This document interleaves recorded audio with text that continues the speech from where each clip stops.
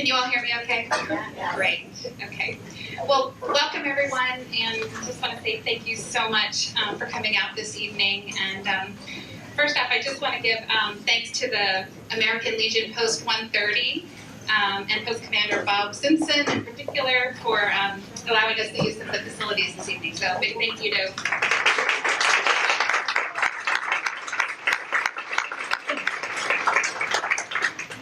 And I'd like to introduce myself.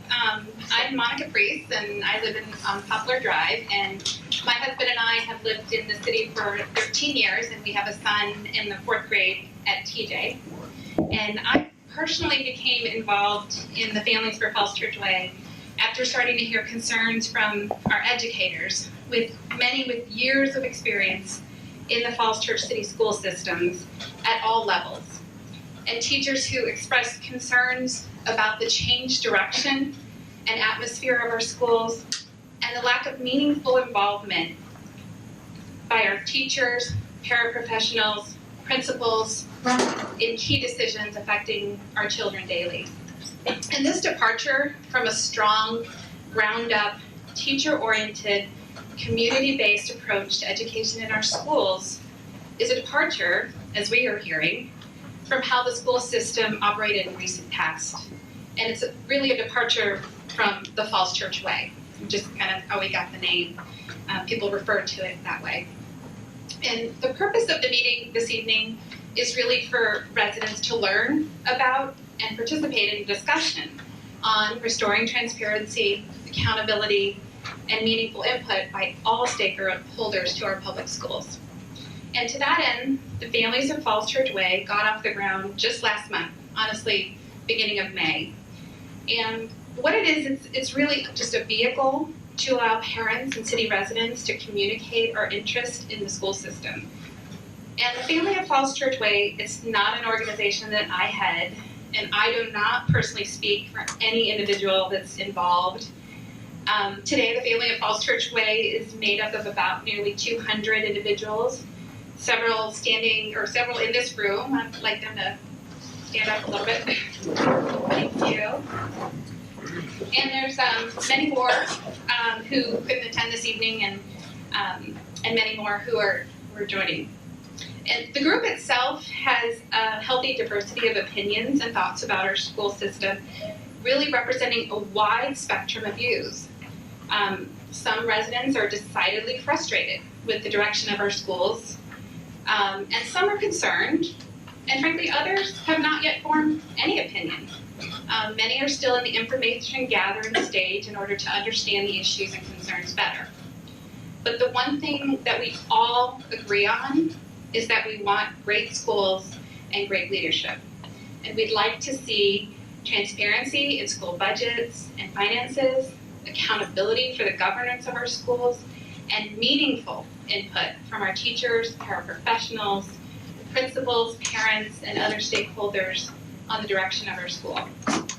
Our little city school system was really born around strong community involvement in our schools. And admittedly, that's been lacking of late. We've had school board members run unopposed until just this past election. We've had few residents attend school board meetings until just this past month in May. And we've had only a small number of voices engaging with city leaders on key issues facing our school system.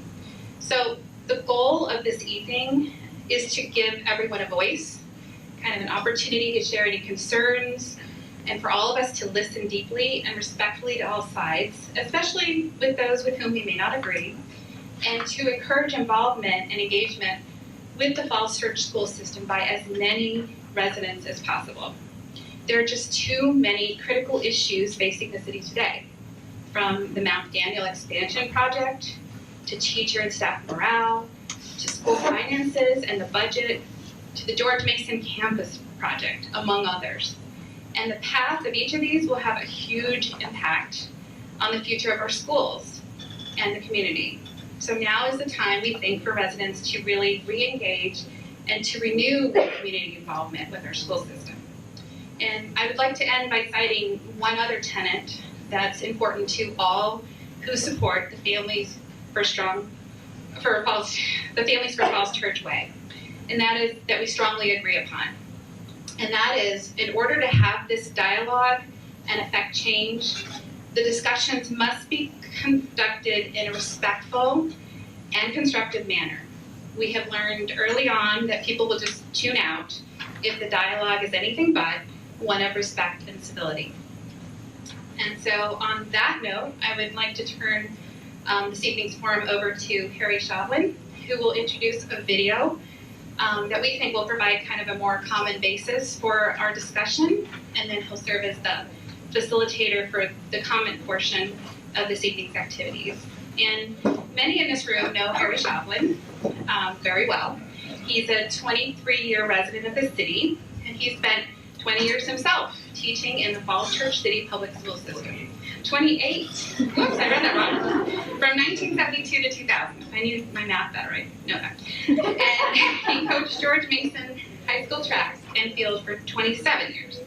He was also a leader during the city school system's rising excellence to national recognition.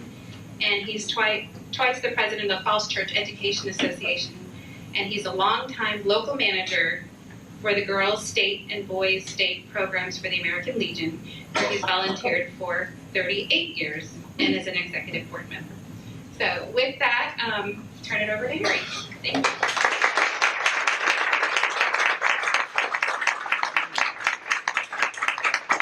Thank you, Monica. It's so refreshing to see so many new faces in this building.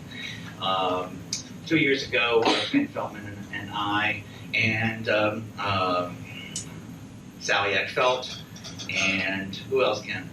Betty Cole got together and decided that we needed some forums. We needed to get younger families involved in issues concerning them, and that just moving into the City of Falls Church isn't enough. You have to be involved in everything and anything that is going on in the city.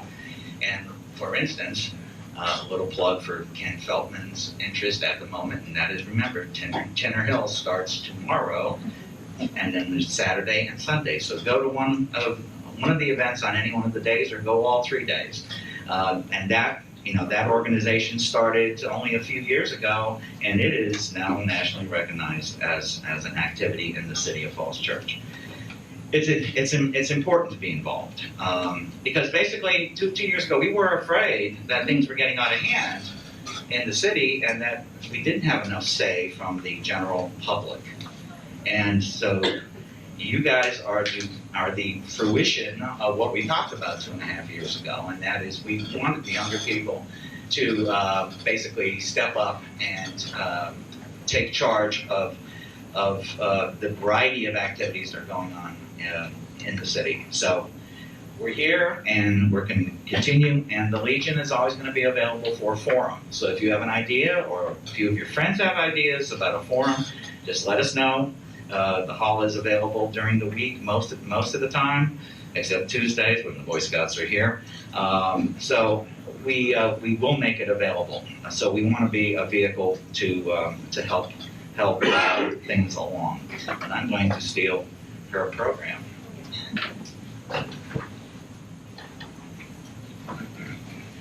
So we can move along. And let me just say one thing. Of course, this does look like an American Legion Hall. It even looks a little rougher than usual.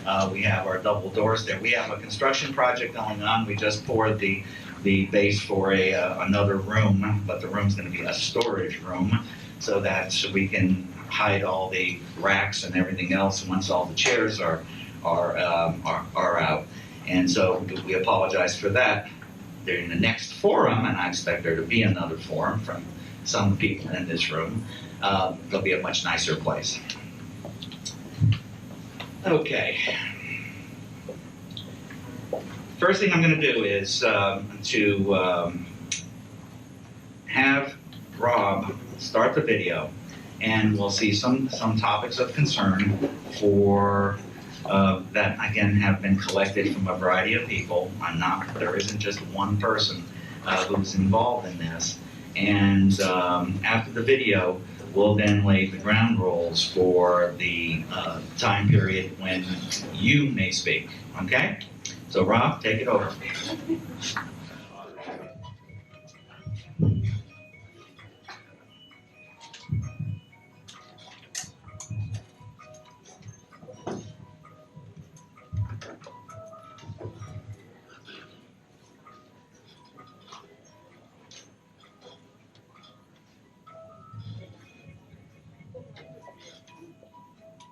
Rob, did you put that together? I did not. You did not. Who put it together? A gentleman by the name of Peter Broom. Well, Peter Broom did a wonderful job. Let's hear it for Peter. Okay?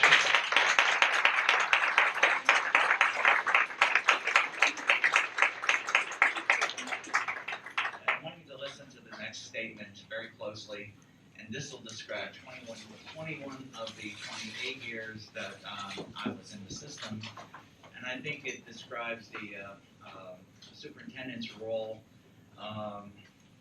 in Falls Church the way I feel it should be. We had a superintendent for 21 years, and there wasn't one decision in those 21 years that you could blame on him. He had a committee for everything, and I was on a lot of those committees. And basically, I mean, that's my definition of the Falls Church way: is that the decisions or recommendations were made by committees after long and hard discussions, and then the superintendent, after conferring with his upper administration, would make the decision. So, you know, we used to joke about that. You know, there wasn't one decision in 21 years you can blame on him, and we thought it was a joke. I don't think it's a joke anymore. You know, this is, you know, what's been happening lately.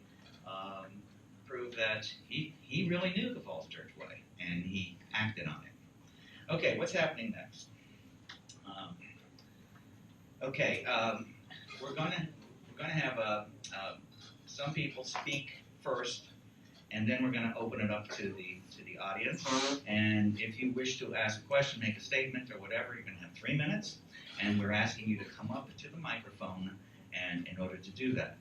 So. Let me say, we invite any and all who wish to comment to come up to the microphone to share with the group why they came this evening, or provide their thoughts, opinions, or concerns on school-related issues. Each individual will have 3 minutes, so be respectful to all those who may want to speak. We do have a timer.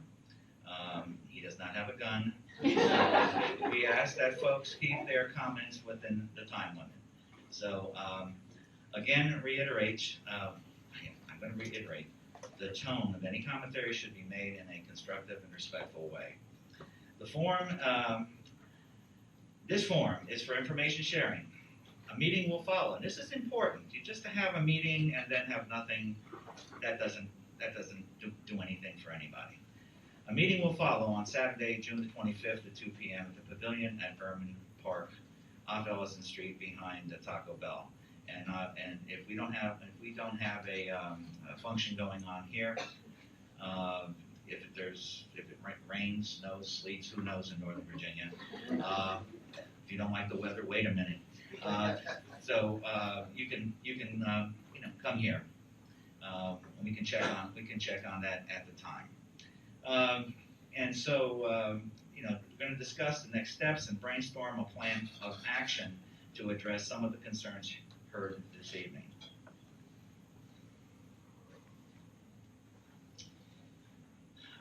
Now, we're going to hear from the few speakers who have volunteered to kick us off, followed by anyone who would like to speak, okay? And once again, don't expect me to say, Johnny, you with the blue. It just sort of, if you want me to, I will. I'm good at directing people. Maybe that's what I'll do, and I'll choose people so that we don't have a traffic jam up here, okay? So we're going to have, I guess we're going to start off with Mr. and Mrs. Bugs. They have 3 minutes each, which means they have 6 minutes. Bugs.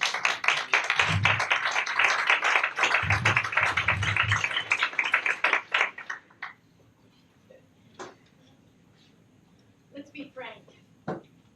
When you look at Paul and me, we are not necessarily necessarily the demographic you expected to see representing this group tonight. When we attend the school board meetings, I often think that the speculation is that we were not picked up at the end of senior citizen time and for the school board meeting to be out of the rain. But I want to assure you that no matter what your demographic, there are compelling reasons for you to become interested and supportive of this initiative. Before we talk about the concerns that brought us to Families for the Falls Church Way, we want to remind all of us that there is much to celebrate about our school system.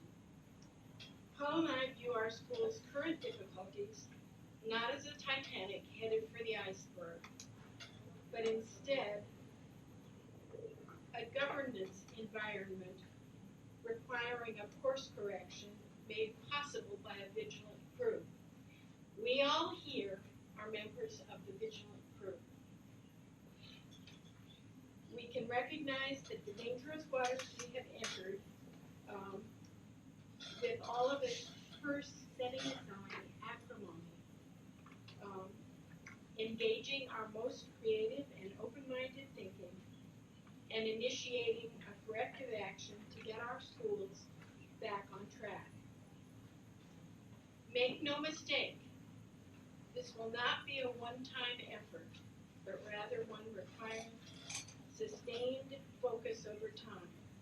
We are to become interested, to become knowledgeable, and to join us in speaking out with clear, strong, and constructive voices. Paul and I were first brought to Families for the Falls Church Way by our concern for our teachers in our schools. For the past 3 years, I've been a grandparent volunteering at TJ. And during this time, I noticed a decided and uncharacteristic wariness among the teaching staff. It seemed entirely unlike and uncharacteristic of the school that we knew when our daughters went through teaching. When I mentioned this mood shift to friends and actually to teachers and staff members, they told me of many instances of heavy-handed guidance coming from the school's central administration. They mentioned a failure to involve teachers and staff in any meaningful way in decisions that directly affect classroom learning, and they mentioned micromanaging from the central office that came in a most disruptive fashion. Instead of coordinating with teachers and staff and seeking their knowledgeable contributions, the central office has disciplined them using tactics that have stifled the effective advice from teachers and staff that used to guide our children's education and sustained the stellar reputation of the Falls Church City Schools. Instead of supporting a bottom-up system of governance, current school leadership relies on top-down command and control to sorry effect. First-rate school leadership welcomes transparency, accountability, meaningful input from all stakeholders. Families for the Falls Church Way believes the Falls Church Schools leadership should and can do better. Teachers and other staff at our schools are professionals, often with many years of training and experience. Their opinions and their advice matter. Who better to have a significant voice in decisions affecting teaching and learning? The school board and central office should facilitate change and improvements in our classrooms that are promoted and supported by teachers and staff. The central office should not force change in classrooms without ever having meaningful conversation with these classroom experts. We need to restore the role of teachers and other staff to positions of trust and respect. Since joining Families for the Falls Church Way Marilyn and I have learned about several other reasons residents should be paying attention to what is happening in our school system. There is the whole Mount Daniel expansion project. Will it ever get off the ground? Will the taxpayers ever see their considerable financial resources bear fruit in terms of an addition that will appropriately accommodate our kindergarten through second grade students? What about the school system's budget? Will it ever be presented again as it was previously in a clear fashion with historic entries so that we may all analyze spending trends and be able to make sensible suggestions for changes in the allocation of our educational resources?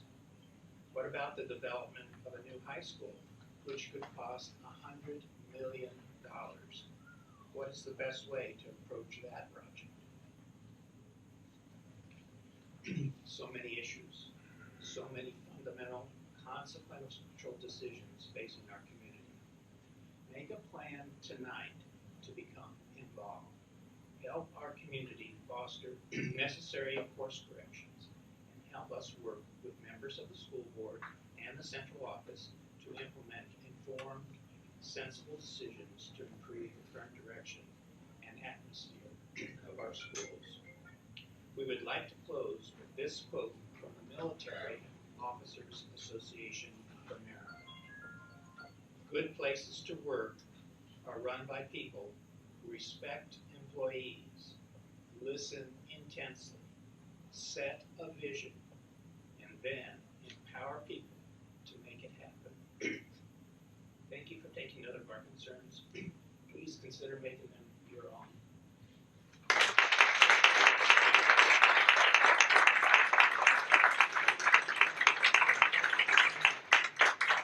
Thank you, Paul, Marilyn. Our next speaker is Annie Rhodes Klein. By the way, the Pennsylvania girl. Thanks, Harry. And thank you for calling all of us young.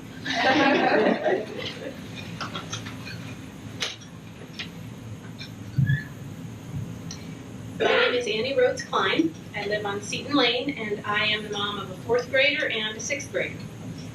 Both of my children have been in the Falls Church City Public Schools since kindergarten, and they've had wonderful experiences.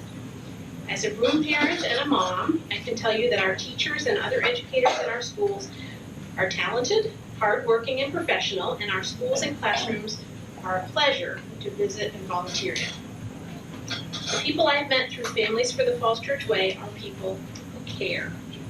We are parents who support our teachers and value our schools. But we all have had personal experiences that have left us with concerns about district leadership. When you don't have frequent contact with the top leadership of the school district, it can be easy to ignore this kind of thing, especially when your children are happy and doing well. Our individual concerns seemed small until we put them together and we started to see patterns. These are the patterns I see. A top-down management style that does not value input or meaningful discussion. A school district leadership that appears to be more open to influence by corporations, vendors, and real estate developers than by teacher teams, principals, or parents. Far too little transparency in the school district budget.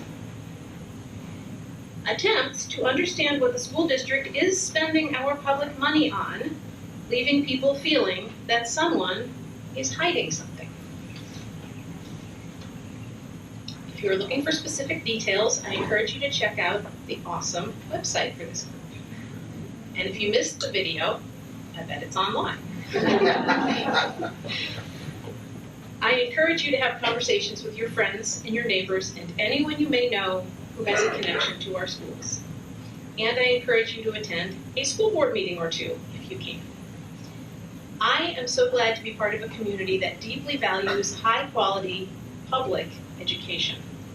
I want our school district to be run as well as our school buildings and classrooms. Okay.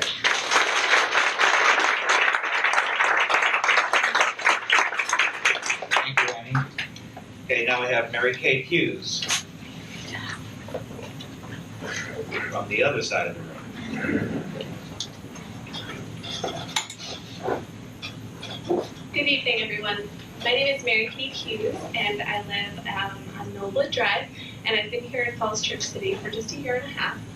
My husband and I moved here because of the amazing schools and have been so thrilled with how our daughters are doing at Mount Daniel, that they're amazing teachers, growing by leaps and bounds. It has become clear to me in the past year and a half that you don't just move somewhere for schools, that you move somewhere and you become a part of them. And I come to you today as a professional educator. I have over 10 years of experience as a classroom teacher. I have 5 years as a district administrator in a small district in Washington, D.C. And awesome teaching and education is my personal and my professional passion. When I think about the best decisions that I make as a professional school leader, they come from broad input, they come from meaningful engagement, they come from thoughtful actions, including responsive communication with those who provided that input. In this spirit, I'm advocating for 3 specific things to ensure clear, effective systems for better decisions in the schools in our city. First is that our school-based administrators, our teachers, and when I say teachers, I include paraprofessionals, they are teachers in our buildings. They should have an opportunity to express their experiences and feedback in a consistent, structured way that offers reliable and actionable data for our central office. The staff survey this year is a start, but we have so much more we can do to improve the information it yields, including that it is an annual survey, that it is administered by a third party, that it includes all employees. It should include questions on central office as well as school board leadership, and it should allow space for open-ended responses. This data should be used to inform a strategic plan that all of us can access, to understand that that plan is based in responsiveness to the concerns of the teachers in our buildings who know the most about students and how they are doing. The second thing I'm advocating for is a 360-degree performance review of our superintendent before her contract is approved. This is not a punitive practice. This is a common standard practice in high-performing districts. In our country, in other countries, this is how you get and retain and support outstanding leadership. A strong school leader wants and needs this type of feedback to support the community in which they work effectively. And yes, it is scary. Mine went out today. Right now as we speak, people are probably writing things about how I do my job, but that is how I get better. That is how school leaders get better. And last, I would just like for the school board to respond to the concerns of the community constructively. You saw people there speaking their hearts and their minds on behalf of students, and we deserve engagement and response that honors that feedback. So I charge all of you, there are 2 forms at the back to say that you support a 360-degree survey. There's another one to say that you support more transparency and openness, including a survey, and all of you can provide your comments so that they can respond to us. Thank you.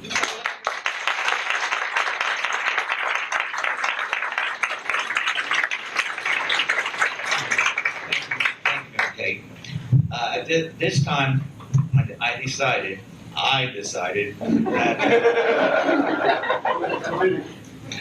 Sorry. Remember, I spent 30 years with middle school kids. Okay?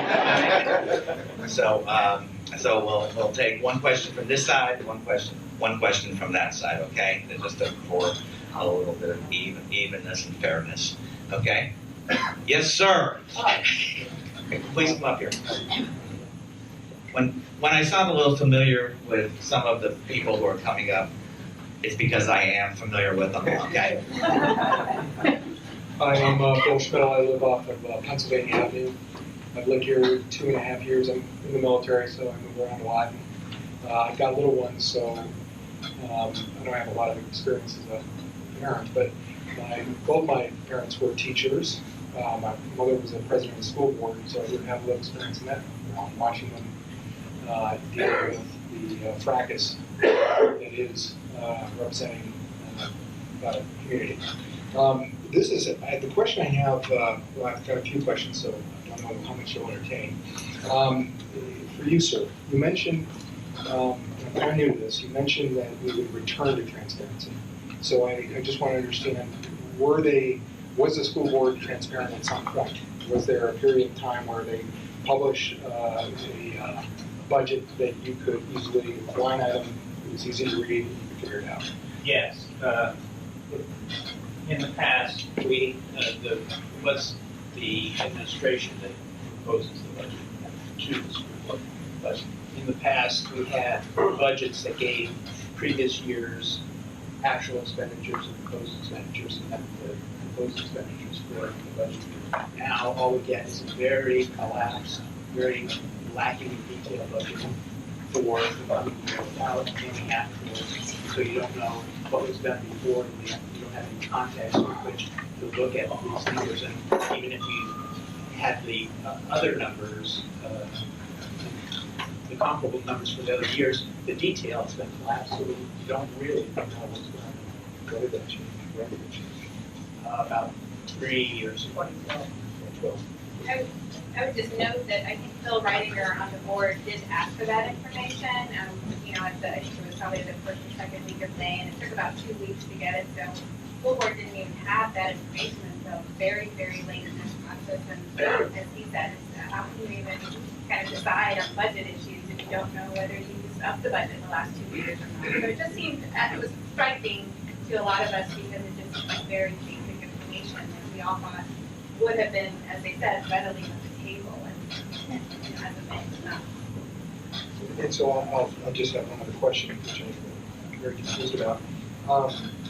So I've read a lot about the Montana project, and it appears that there was some mismanagement. And, excuse me, could you speak up a bit? Some of us are hard of hearing. No worries, sir. You can definitely speak up. So the question I have is, if it's common recognition that there was many mistakes made with the Mount Daniel project, where's the accountability? We have a school board, right? What are they doing about holding somebody accountable for, I mean, how much money are we talking about? I think it was over $1 million. Almost 4 million to date. I know if I lost $1 million, you know, off my head, I'd be thrown in jail. Leavenworth, by the way. So I'm curious how the system works. If we have a school board that is responsible for holding the superintendent accountable, and they're not doing that, then what are we doing about those folks who are not holding them accountable? We're meeting here. I've got one more question. Why haven't we recalled? Why haven't we taken them out of their position? We're involved. Yeah. So if I understand you correctly, there's not enough involvement. We are not ready to petition. We're not ready to go through the steps. Yes, we are. Thank you very much. Yes, we are. Thank you,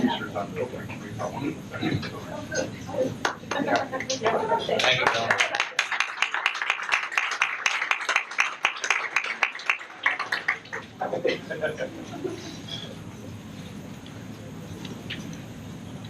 Hello.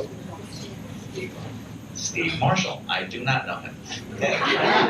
I'll introduce myself. I'm Steve Marshall. I live at 304 Shadow Walk. I've had children that have gone through the school system. One has already graduated. One is a rising senior. In terms of the Mount Daniel thing, I don't think it's universally seen as colossal mistakes and a debacle everywhere. Back when it was started, and when first there was a referendum, it was passed. As part of that referendum, a schedule was put out where they would be starting soon and be for completion by the end of 2000, this coming fall. It didn't happen, but people saw that and that schedule as a good thing. The referendum passed 2-1, more than 2-1, and information was out there then about what the schedule was. So the idea that we rushed into stuff There were expectations. You saw people, even in this video up here, where the expectation was that it was going to go through. It was a last minute thing from my perspective. It was not a debacle. It was unfortunate. It's been a pain in the rear, no doubt about it. Also, in terms of the money, there's not been $4 million. If everything continues to go downhill, yes, there'll be a lot of costs. But as it is, the money we have paid and the money on interest is just paying down the debt. It's like paying it in advance. It's not a big deal. For mine, paying money in advance is not a big deal. We as a community should be budgeting that way more.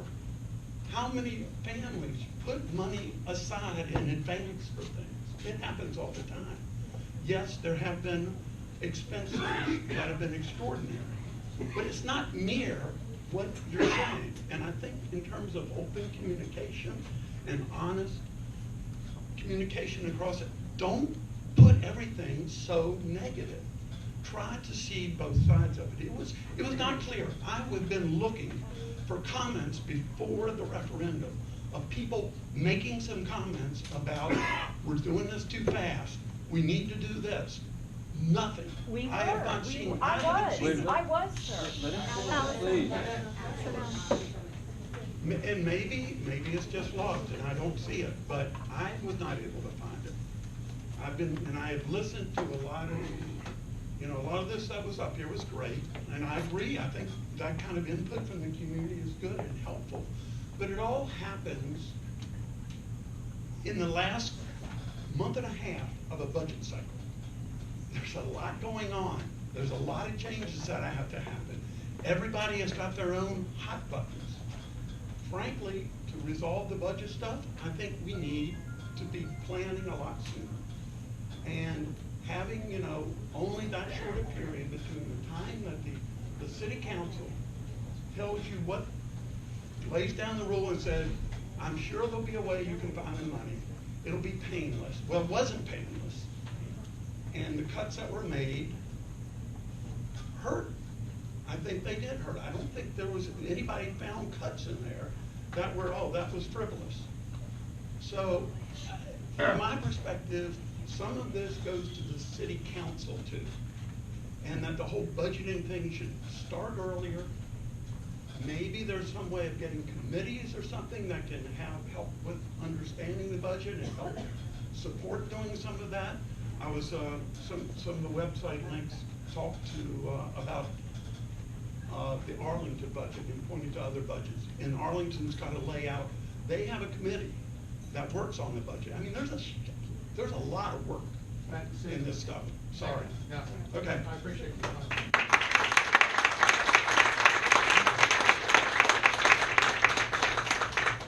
I'm going to make a comment.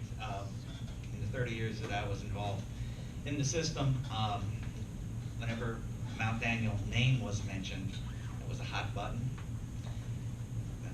As soon as you said Mount Daniel project, the first thought was the neighbors across the street who were not happy about living in a house 20 feet from a school that their kids couldn't go to. And number 3, what's the county going to say?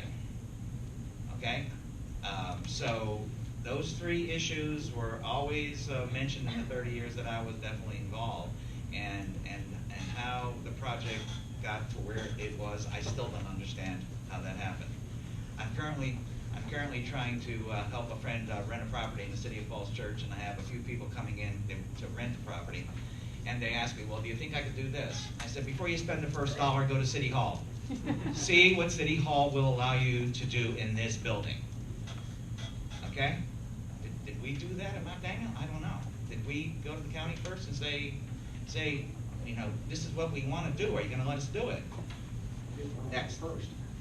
Yeah, you get the permission first. Yeah. Never mind. Over here. Jocelyn. I'm sorry. Hi, Jocelyn. Jocelyn Potts. I live on Gundry Drive.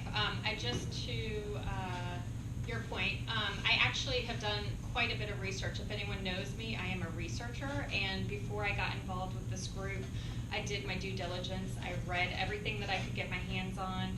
I talked to people, I talked to teachers in the schools. If you look back at the 2009 capital improvement plan for 2010, I think through 2012, I wish I had it in hand, it actually talks about, there's a long paragraph about Mount Daniel and how the original expansion was so difficult to even get through with Fairfax County that the neighborhood just put up a fight. It was not an easy process, and it says, and again, I wish I could quote it, but it says, expect that this is going to be an issue in the future. If you want to expand at that site, expect that it will meet with strong resistance from Fairfax County. I admittedly did not vote yes for the referendum for Mount Daniel. I was quite upset about the Thomas Jefferson project. That was, and I have been told by Dr. Jones, it is not over capacity. I guess with the trailers, it's not technically over capacity. But I was quite disturbed by the fact that that building, within a year, we had outgrown it. That our student population and keeping class sizes low, as Falls Church City likes to do, we were over capacity. We had to bring in new trailers and spend hundreds of thousands of dollars for that to connect them. And now I understand that teachers like their trailers. I know that the 5th grade teachers like being out there. They're in their own little bubble. But I was quite upset about that, and so I did not vote yes for the Mount Daniel referendum. Did I know it was going to pass? Yes. I know that everyone cares very deeply for the schools. We all want the best buildings for our students. We all know that all of the schools are reaching either their lifetime or they're over capacity. So we all know that we need new schools. But I would encourage all of you, it's not just about us being here tonight making comments, but go and read. I mean, there is so much information online that you can find from history of Falls Church City, and you can find all of this information. I can't find where it actually states that 2nd grade was definitely moving to Mount Daniel. There were scenarios suggested. Some of them involved pre-K to 1. Some of them involved just K and 1. Some of them involved moving 2nd grade to Mount Daniel. But I cannot find anywhere where it states 2nd grade has to go to Mount Daniel. In Fairfax County, when they went to the Planning Commission, they said the exact same thing. They said, this may have been in your plan, we don't know. It was never in our plan. We don't want that huge of an expansion. Now we've had to cut back on the square footage of the building. We've had to cut back on classrooms. And who knows, in 5 years, we're probably going to outgrow that building, but we can't continue to build there. And I think that's where I draw the line, is that that neighborhood, Fairfax County, is not going to allow us to do more to that building. So we need to all, again, pay more attention and come up with a better plan for Mount Daniel. Thank you.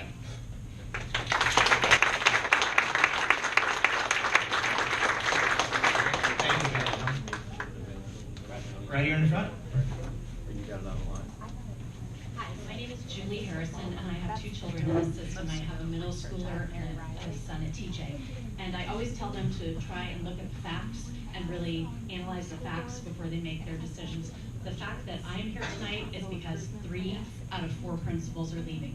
To me, this is a huge red flag. So I ask every one of you to really stop and think about that. That is the main issue for me. Because to lose leadership such as Kathy Haleko and Ty Bird is very, very alarming. Thank you for being here tonight.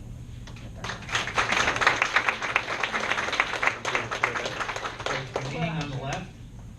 Peter. Dan Rice. I have 5 kids in the system. Oh, Dan Rice, I'm sorry. You're as big as Peter. Somebody asked about recall elections. That there are no recall elections in the state of Virginia. If you get enough signatures to recall somebody, it goes before a judge, and the Commonwealth will actually represent both sides. And when you fill a petition, it can be pretty, doesn't have to be super, if you don't cross wires, the judge is supposed to look at what you're trying to say in your petition. If you get enough signatures. Substantial compliance. Yeah, so it doesn't even have to be written by a lawyer necessarily, but you need 10% of the registered voters that voted for that office. So for, at the time, so it varies for each one because they're staggered, but for the John Lawrence, when he was elected, hard to say elected when you're not running unopposed, but when he was elected, I think it was about 4,000 people, so you need about 400 signatures in order to get somewhere in there. to get it to go before a judge. That's the thoughts today. Thank you.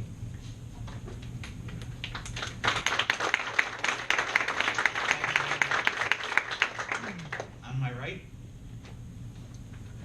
Hi, my name is Sundeep Kaur. I live at 118 West Greenwood Boulevard. The question I had is, I've been reading a lot about the fact that Dr. Jones's contract was renewed by the previous board for, even though it hadn't expired yet, and they had renewed it just for the heck of it, I guess. I don't understand that. But if we're gonna, the people who did that should be held accountable. That's one thing. The second thing is that if we are going to do this 360 review, and if our contract, from what I read, is going to be coming up for renewal June 30th, or then we wouldn't have the ability. I don't understand the nuances of it. Somebody ought to look at that contract, and I'm happy to look at it too. I'm a lawyer, to see if there's an ability to actually hold off on having our contract auto renew, so that that 360 review can be done, and we can actually have an opportunity to chime in to see if this person deserves to be renewed. And if not, what can we do about it? The second thing is that the people who recently ran for it, whether it be city council or school board or whatever, if they are running, if they are now making decisions that are inconsistent with their platform, if any of that is happening, if people ran, I'm just saying, if people are running saying that we're for schools and we're going to vote, you know, in favor of the schools, and they're not doing stuff like that, that's the kind of thing that we need to just keep track of in some way, somehow. I'm not sure if it's going on, but I'm saying if it is going on, because certainly the people who are running on a certain platform, if they're doing things that are inconsistent now, or making decisions about that are inconsistent, we should somehow keep track of that, so that the next time that people come, you know, want to get reelected, we're going to be aware of these, and we're not going to forget about, well, remember when that vote came up and you did this, you know, those kinds of things, at least in my mind, I'll forget about it tomorrow, that it happened. So my main point is about her contract, that I think that we need to look at it, and if anyone has a copy of it, I'm happy to look at it, and see if there's a way to whip that.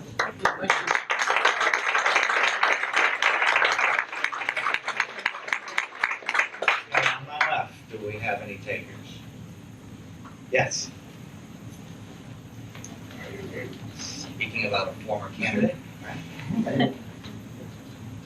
I'm also a person who does my research, and I just want to share that the school board recently spent over $43,000 on lawyers, so they wouldn't, to avoid a conversation with a group of parents who had concerns about the revisions to a policy. So we need a school board that will talk to parents, and I appreciate that we do. I just want to read a letter I'm working on, and since it contains facts on Mount Daniel, I just want to read it. Mr. Castillo and Mr. Lawrence, I've been again looking through the Mount Daniel payment applications from Grundley Construction, invoices, and purchase orders associated with the Mount Daniel project. I see that to date, we have expensed $2,759,433. This does not include the interest on the loan, which I think is over $800,000.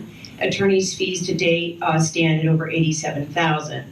When I see during the budget cycle principals parading upon request before the school board, detailing the number of copies, black and white and color, while the school board deliberates for over an hour on expenses on the order of $28,000, choosing to hire one less elementary teacher that we need for our children, I'm confused as to how other monies can be spent without this fanfare discussion and with such relative ease.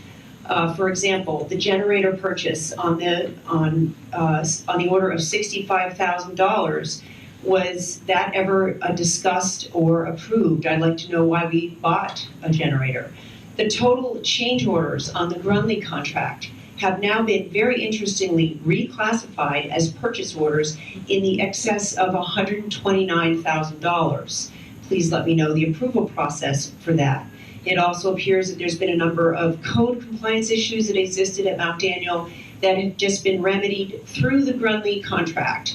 And for this convenience, we're all paying an additional 11% markup on that work. I'm also troubled that the last payment application from Grundley Construction and our pay has approved an expenditure of $165,951 against the private entity's contingency, which only has a budget of $77,000, with no explanation on the paperwork. This is an overbilling of $88,000. What was this for, and why can we spend this money so easily when we sweat over copies made by our teachers? It is very clear to many that someone jumped the gun on construction work at Mount Daniel in the summer of 2015, which led to needed repairs in order to reopen the school on time. Who approved this work that led to these extra costs? All of this work has been executed through the Grundley contract signed to renovate Mount Daniel, and I'm almost done, which has not even yet begun and may never begin. We have spent almost $4 million, and that's a lot of money on nothing. Thank you.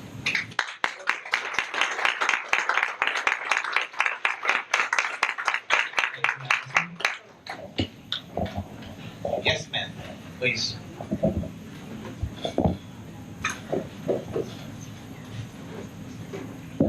Hello, my name is Kathleen Cavucci, and I've had the absolute pleasure of my husband and I of living on Seton Lane up the hill from TJ for 14 years now. We have 3 children, my 10-year-old son at 4th grader at TJ, a 5-year-old who will be starting at Mount Daniel, and I have a 2-year-old who's pretty much ready to get on the bus. First of all, I just want to thank you all from the bottom of my heart because I love having you all for me.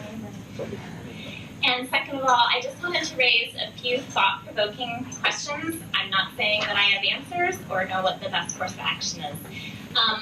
Did you know that my 4th grader has taken 17 standardized tests this year? So just gonna let that pause. Yes, I believe that some of those tests do provide essential information for my teachers. But apparently, my teachers also feel that many of those tests provide no basis whatsoever. I'm also going to tell you that they base differentiation of our children's education upon tests that show no correlation to do that. That's pretty serious business if we stop to think about the jeopardy of the differentiation in our classrooms. Second of all, we have 3 out of 4 principals leaving and various staff. People leaving, especially in Falls Church City, we all know it happens. I'm not saying that everyone is leaving because of a problem with their management. But once again, at Thomas Jefferson, they have 17 teachers or paraprofessionals who are leaving, and apparently there are several more on deck. So why? Is anyone conducting exit surveys on the principals? And I don't mean sitting in front of the superintendent. I mean perhaps third party or a panel of friendly faces to help find out information that we can, as many of you have said, use as data to help retain our teachers. Because teacher retention is probably a very, very important thing to help with the education for students. And I thank you all for your time. And by the way, there's lots of goodies over there if you guys are getting hungry.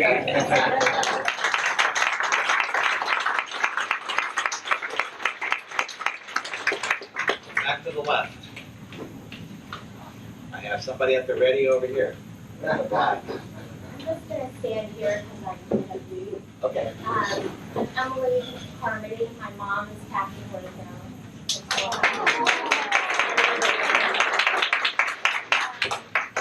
I did want to just say her retirement is her retirement. She's not getting run out of town. When we moved here 5 years ago into the city, we were so excited to have Caroline go off to kindergarten and Harrison, who was 3 months old. And she said, I don't think I'm going to be around for Harrison. But this has been a pleasure of hers. If there was a new Mount Daniel and 2nd grade was going there next year, maybe she would escape, but maybe this is just her time. And my dad's been home for 2 years, and I just don't want people to think Tony Jones is pushing Kathy Blanco out, because she's not. This has been challenging. It's been a challenging few years, no doubt, but she deserves this honorable retirement.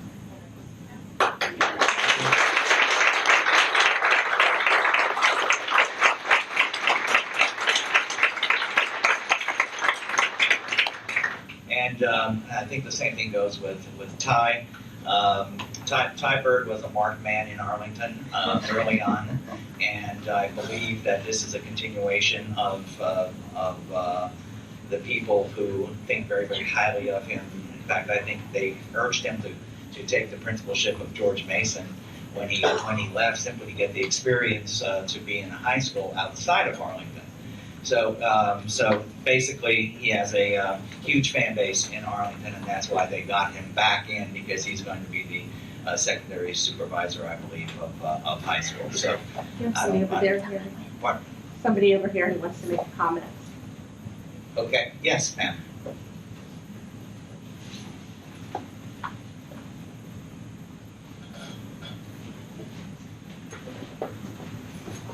Good evening. My name is Jennifer Reedy, and I'm the elephant in the room in the respect that we are State Department.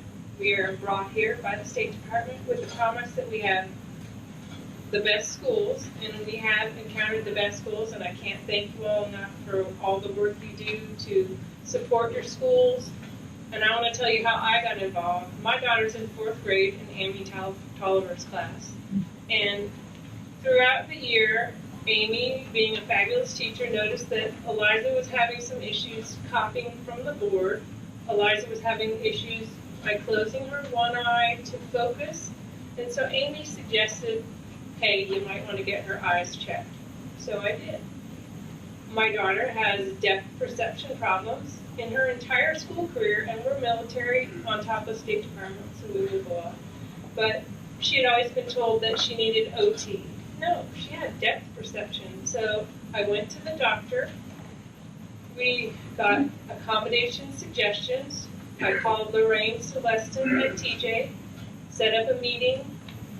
I've never been to a more hostile SBT meeting in my life. The reading specialist was saying, what do you mean she needs accommodations? She's got high test scores. And I'm thinking to myself, the doctor, who's been to medical school, just gave you a list of what she needs to do to help the child. Okay, 5 days later, a rumor is sent around that Amy Tolliver has been disciplined for diagnosing my child. No, she said, can you get your eyes checked? That's all I did. Now we have a situation where I sent a letter to the school board, an angry, burning letter that probably put fire in their mailboxes about the treatment of the teacher, the situation being misinterpreted, the angry reading specialist, and no response whatsoever. And as a State Department mom, we're coming back to the school district. It's in my best interest to come back and, support you all, whatever you're doing, because I know you guys got the best interests at heart. But I was just appalled at the way that they would treat someone that's the best teacher my kid has ever had. The teacher that cracked the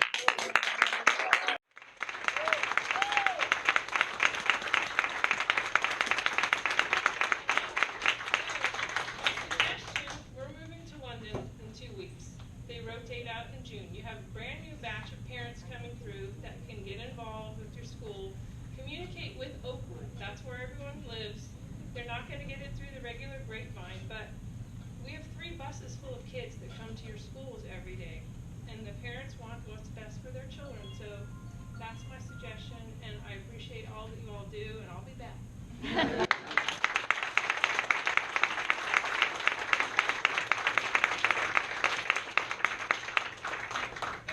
Anybody on the left? Anybody on the right? Yes.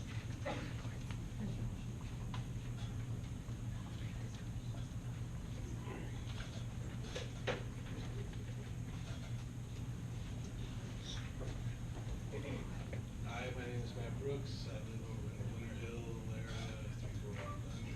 I've lived there for like 7 years, maybe 8 years now. Can you try a microphone? Yep. Thanks. I have 2 daughters, 6 and 3. One is in Mount Daniel, so probably the best of them too. But I just had more questions really because I haven't been following it at all. I just thought everything was great.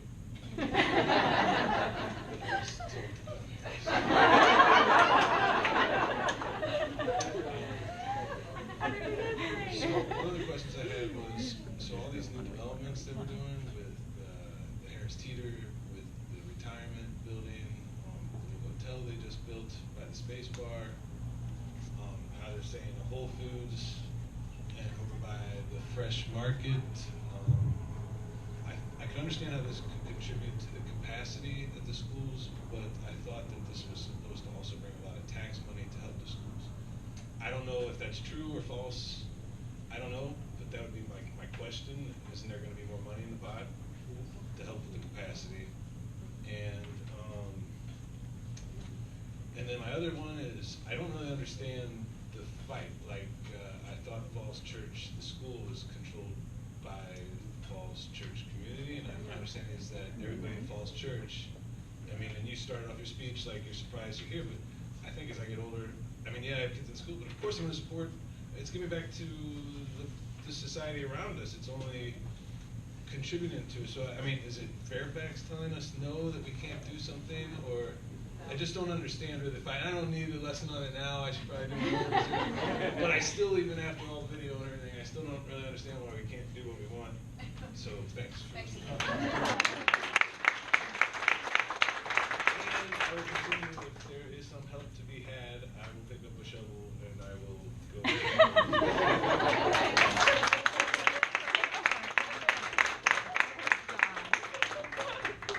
Thank you, Matt. Any other comments? Yes, ma'am. Why not?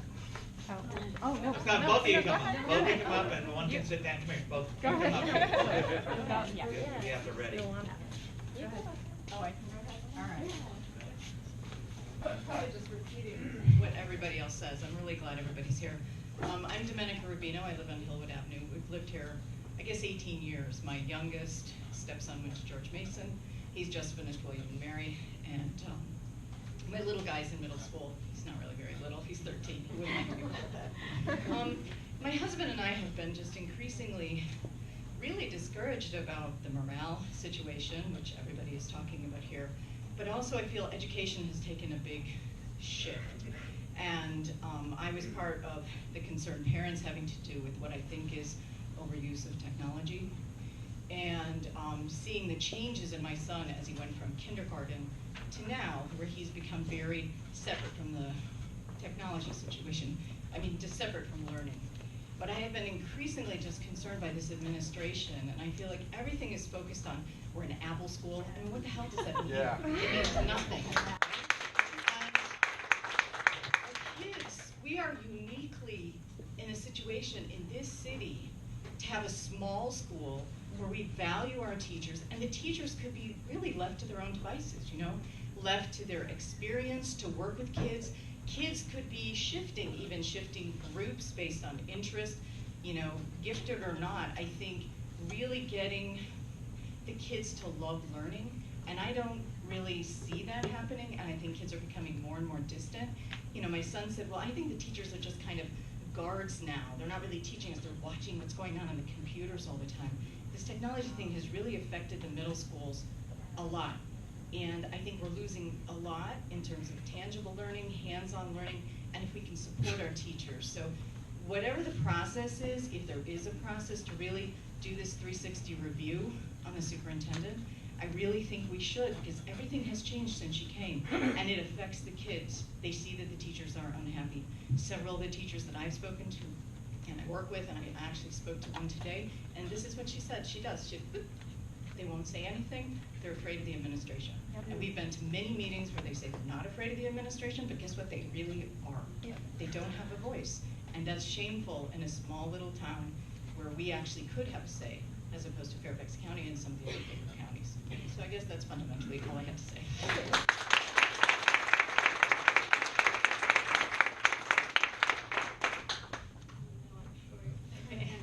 Hi guys, so I'm Caitlin. I live on 813 Fulton, right around the corner from here. I'm actually a George Mason graduate. It's my first year away, and just kind of some history. So my kind of, from what I've seen at the schools, So like I have learning disabilities, so when I was, younger, school is not my thing. Like I learned to read late and my spelling and writing skills were all delayed. So up until high school, I was still, learning how to spell and all of that. And it was really hard because even my accommodations, they weren't being implemented. And so every time we tried to meet with administrators, and there was just a lot of pushback. So that's kind of the history of where my mom has been involved. I have two older brothers, so I'm even the baby of this experience. But I don't know if you guys know, but so yes, that's how my mom got involved with special education. But when she tried to get involved more, with kind of changing special education, because we knew that there were problems there, the special education committee was actually disbanded, and they just kind of did away with it because we were trying to change, that kind of, I don't know, when somebody else experienced this hostile culture of we're trying to meet and just kind of help with our kids, and it's just, there's pushback, and it's really hard. I mean, it was hard for me, I know it's hard for parents, and we just want to change it, and we know that there's something going on that's just, there's pushback, and we don't know what to do, so I think that's what we're all here for, and I thank you. We own the system, okay? It's our system. Each one of us is a fractional owner. Each one of us is a shareholder. And therefore, we have the right and responsibility to be doing what we're doing tonight, is to be discussing these issues. And basically, believe me, when I run into a city employee who doesn't give me the respect that I think he or she needs to, I let him have it, okay? Especially when I know they don't live in the city. And I think all of us need to do that. I mean, we really need to take ownership and speak it. This is our city. It's our street, okay? The Fairfax County people can't say that because the streets in Fairfax County belong to the state. They don't even belong to the county, the county residents. Okay, so we have even a bigger stake in what's been going on. Okay, any more comments? Yes, ma'am.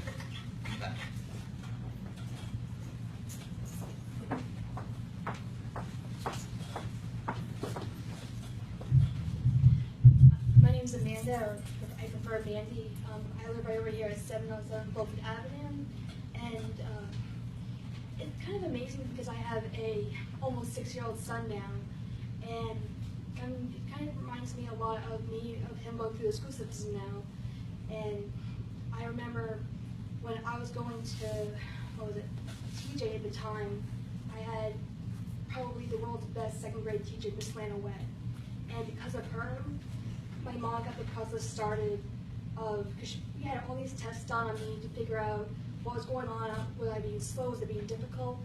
And when it came down to it, that I was dyslexic, and I still am. I'm constantly dealing with that. One thing that we found that helped me out substantially was then called Talking Books. And essentially, it's more than just a recorder, reading a book. It's substantially more than that. It's one cassette with 4 songs. And we tried to get the schools to get that involved. We explained what was going on. They did not supply that at all. And that really frustrated me. But one other thing that helped me out with my dyslexia was actually something inadvertently my 6th grade science teacher did, and that is Mr. Dominic.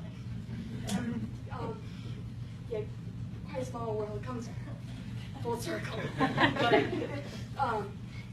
what he inexplicably did was, I remember the first day when I had him, he said, "My name is Mr. Sheldon, as in shoveling snow." And I was like, now how am I supposed to remember that? But I was like, I love snow, I love it, so how can I not forget him? And I've never forgotten it ever since. So on one hand, thank you for that inexplicably, unbeknownst to you, but I've never forgotten it, believe me. But also, now with my almost 6-year-old son, I'm seeing a lot of different issues within the school system as well as him that I saw myself and I still deal with. His intellect is much higher, probably at about 1st grade level, and he's only in kindergarten, but yet there's a lot of things that he's falling lacking, such as more like preschool level. And trying to work with that with a kid who has disabilities, because he also has accommodations, and knowing that I still have those same things is really hard, considering the fact that he loves reading and I don't. I still don't. But nonetheless, so he's kind of teaching me, and knowing that I had Miss Haleka way back when as my speech therapist, and seeing how now she's the principal and now she's retiring, everything's come full circle, and it's like, it's sad to see all these people go, and to hear all these new people coming in and not knowing where all our kids have been and what their path is like. It seems really hard on me. And like, how can you push that when they're shoving back at you, giving you every reason in the book, and you can't push back because they have any reason for what is going on? And that's just not fair. And on top of that, taxes and everything else going on that we have to deal with, it's just not fair. We have to do something, especially with kids and without with disabilities. That's definitely something that's my top priority that I want to get fixed and worked on better.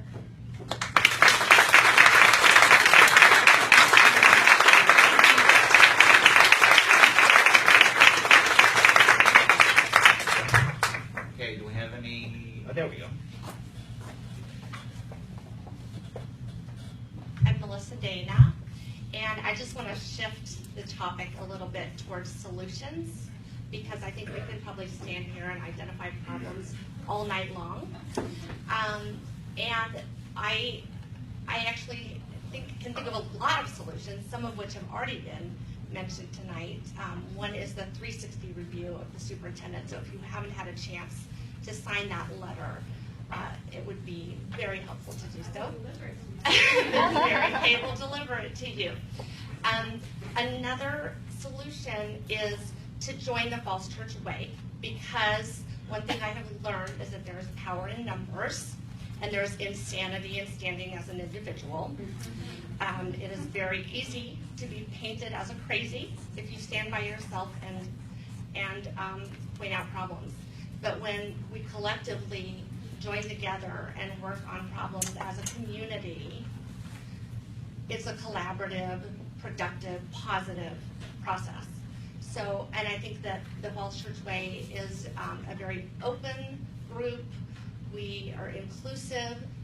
We have invited the entire city of Falls Church here tonight, regardless of where you stand or what your opinion is. And I think that even people who disagree can work together. So I think that this is a good vehicle for us to be a community and work together.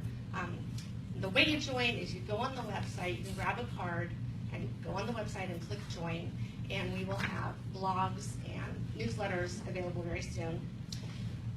The other solution is you need like-minded people on your school board, and the next election is in 2017. So if you see changes you would like to have made, start thinking about running for school board. And join Ms. Gill here.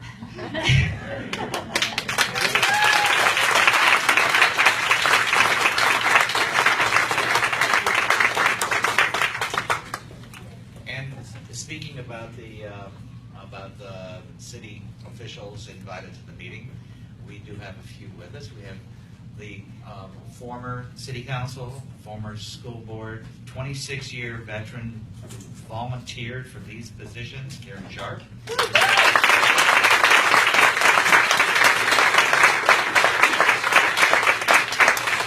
We have Phil Duncan, who makes every meeting within the city boundary.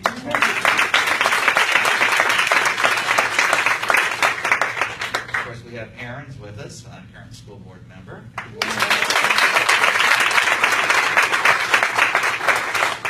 Who am I missing? Letty, of course I did. Letty was the first person I saw this evening when I came here. Letty, it was very smart. She married one of my former students, by the way. Letty Hardy.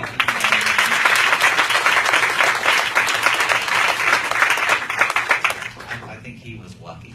Okay. All right. So at this time, if do you have another comment? Yes, please come on. I'm sorry, I thought we were done. Well, no, since we're nearing the close,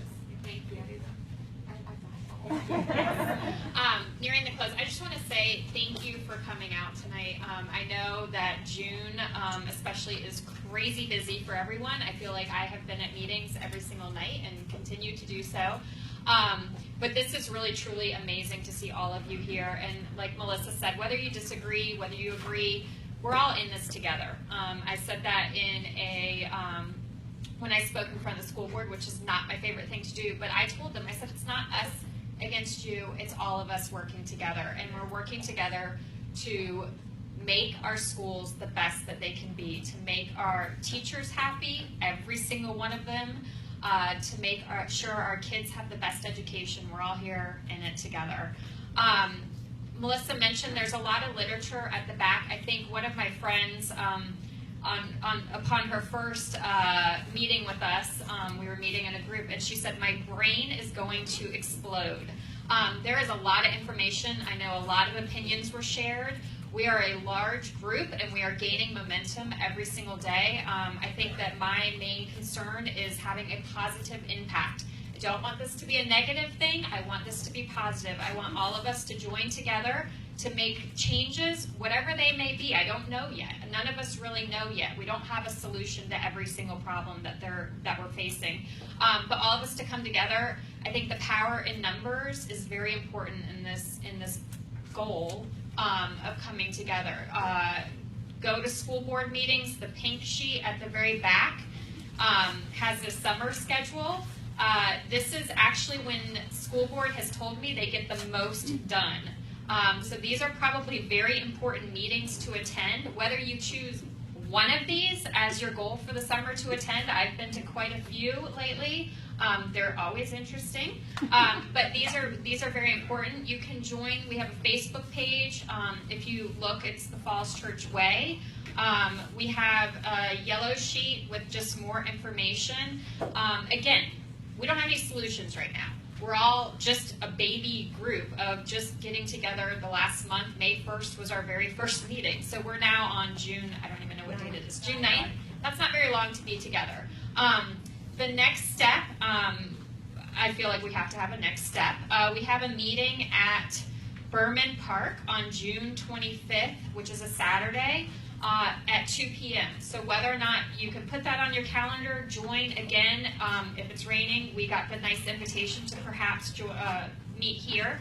And we'll keep you, if you join our Facebook page or you go onto the website, the Falls Church Way, we'll keep you up to date.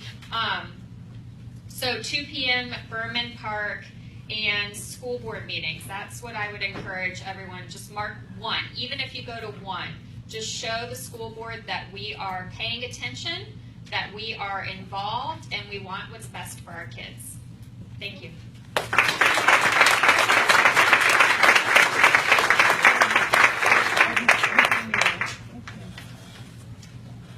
Okay, I want to once again thank all of you for coming here. And remember that you not only own the City of Falls Church, this is your American Legion Hall also, okay? It's the only American Legion Hall in the city. So thank you very much. Thank you for your comments. Thank you for your interest. But keep in the back of your mind, remember, you own it. So let's protect it.